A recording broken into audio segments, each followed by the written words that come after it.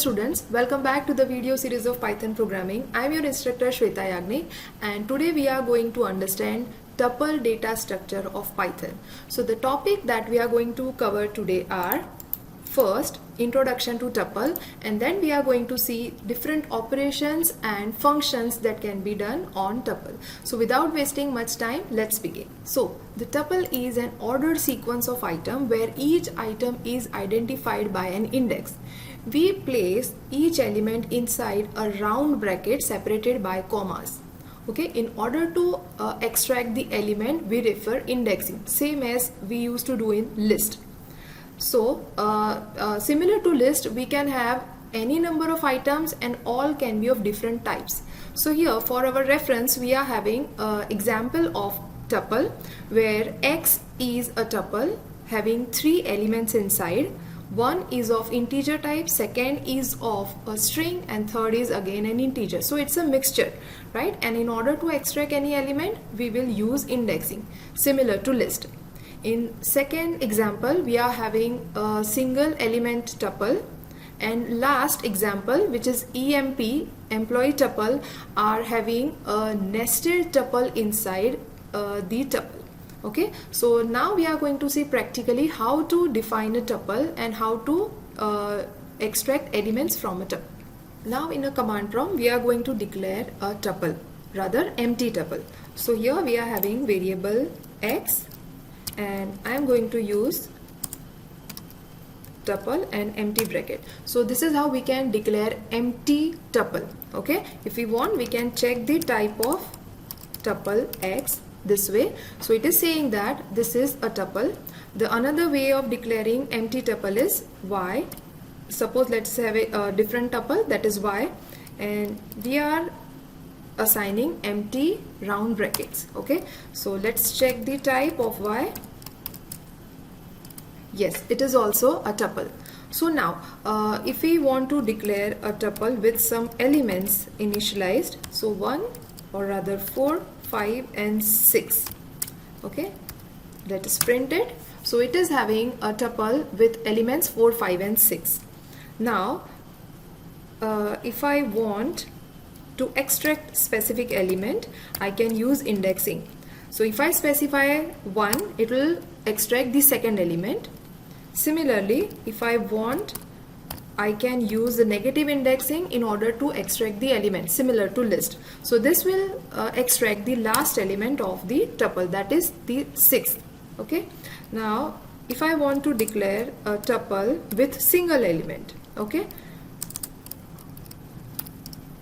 you may be thinking like this is the way to declare a tuple with a single element, but let's try. Now let's check the type of Y.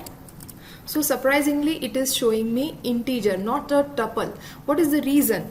The way of declaring a tuple with a single element is by this. Okay, we need to specify a comma in order to tell to Python that this is not a single variable, single element, but this is a tuple. Okay, so we need to have a comma.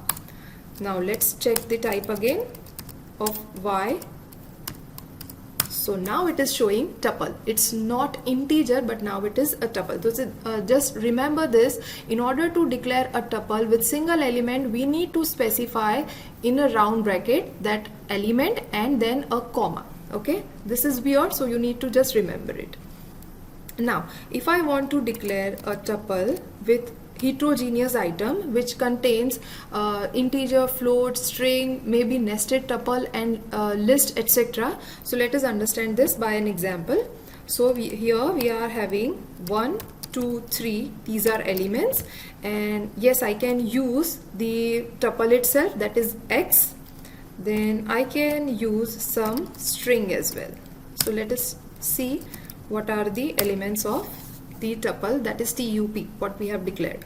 So 1, 2 and 3 are elements. X is itself a tuple, that is 4, 5 and 6 is a single element. So this is a nested tuple. Okay, and the last is string. If I want to extract any of the element, I'll be using similarly the indexing. Okay, so index number 3, that is the fourth element, is a nested tuple.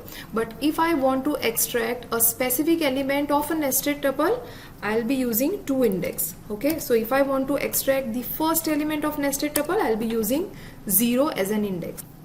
So now we are going to see another property of a tuple, that tuple is immutable. Okay, unlike list, which is mutable. Okay, once we have declared a list, we can alter or update its element, but it is not the same case in tuple. Tuple is immutable. That means once we have declared a tuple with its element, we cannot change its element. Okay, similarly string is immutable.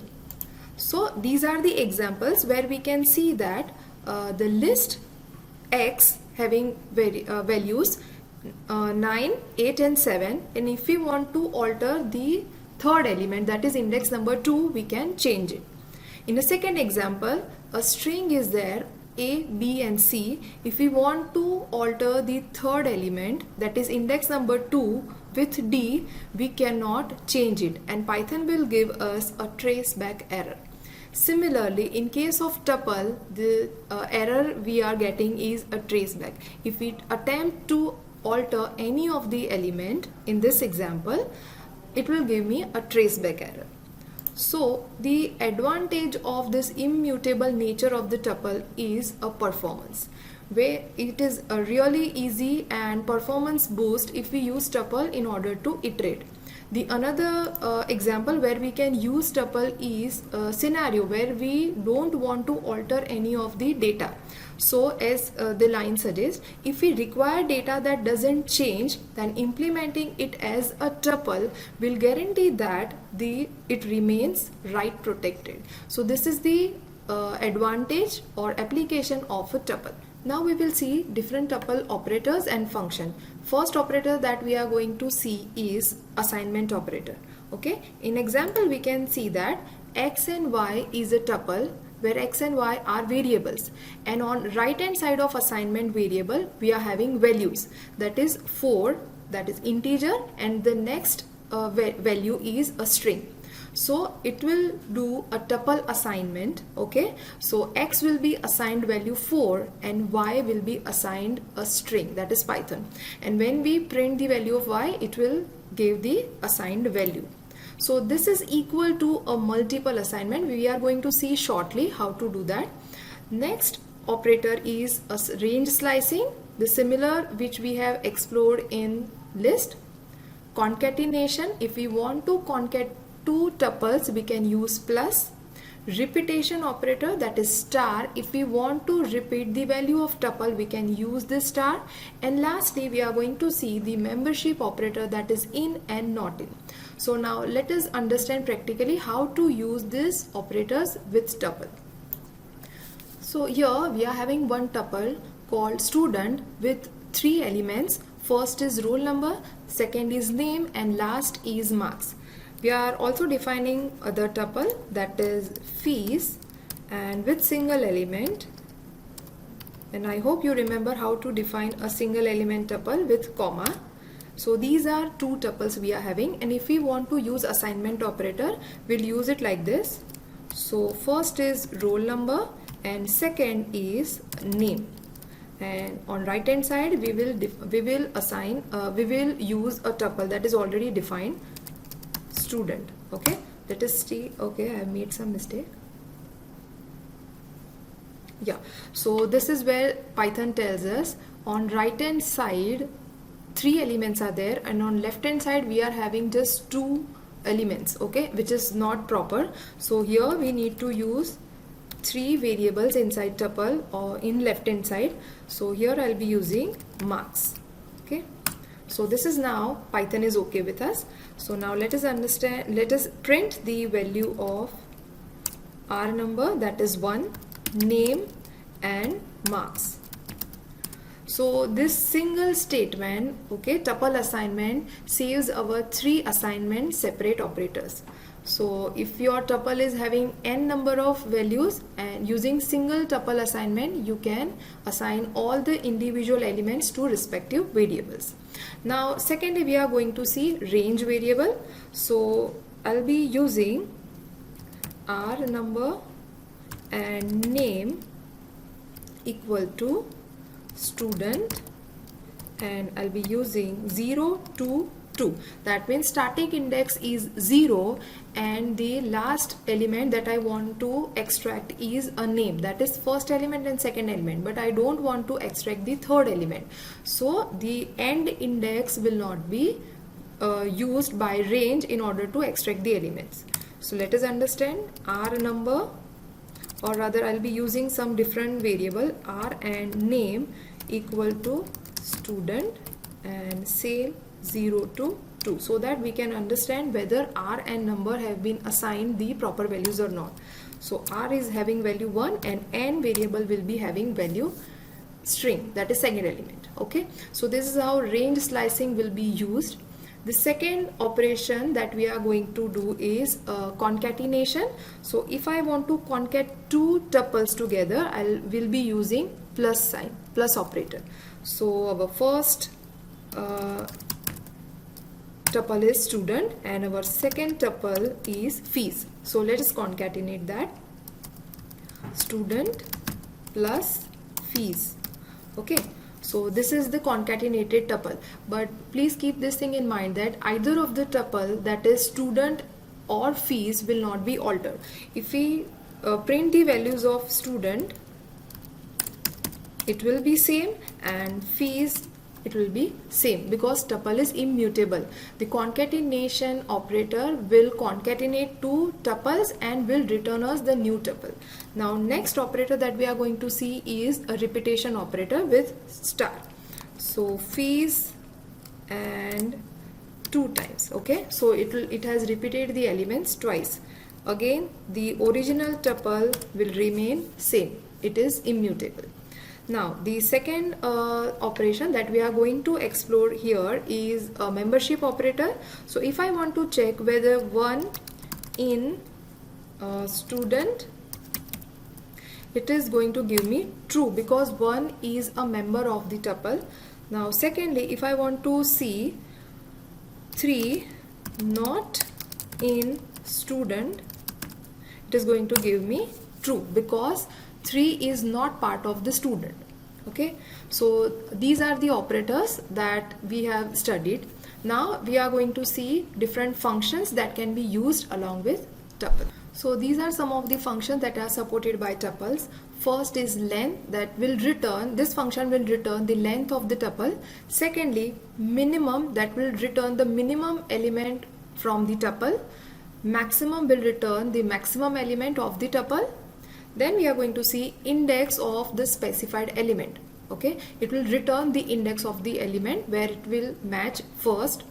Next is the count of the element which we are passing, how many times that element has occurred inside a tuple, that will be returned.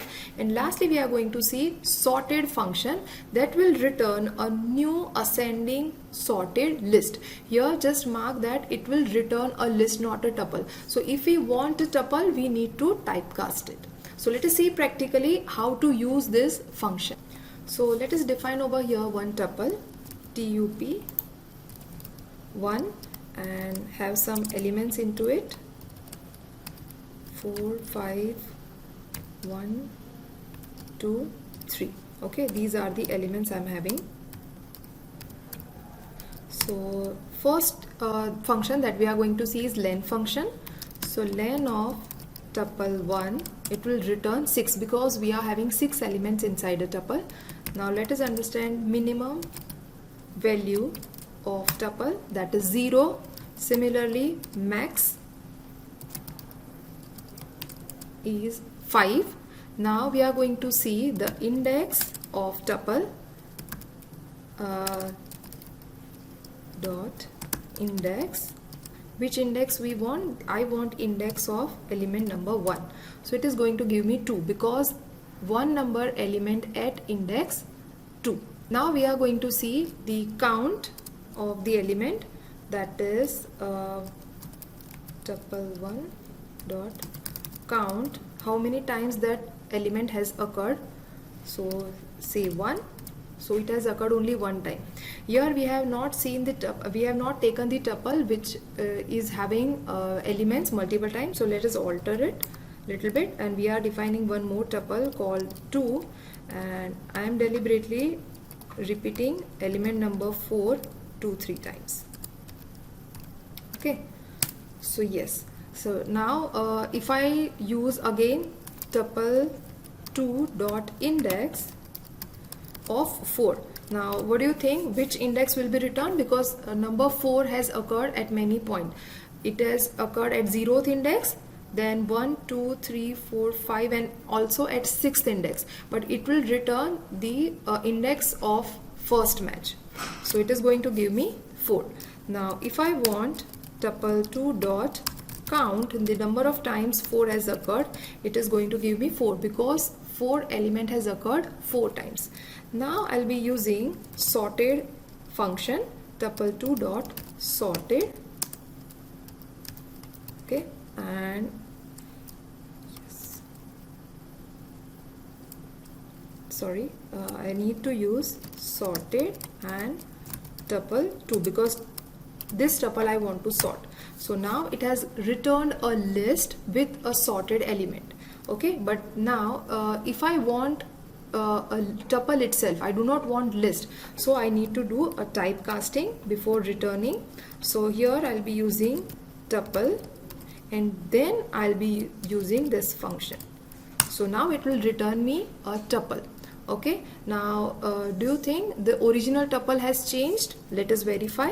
Tuple 2, no, it has not altered the original element because sorted function will return a new tuple in a sorted fashion. Okay, now if I change a little bit a second parameter, that is reverse equal to true, it will sort the tuple in descending order. Okay, yes, I have made some mistake. Yes, I have made mistake in spelling of true, so I'll be changing it.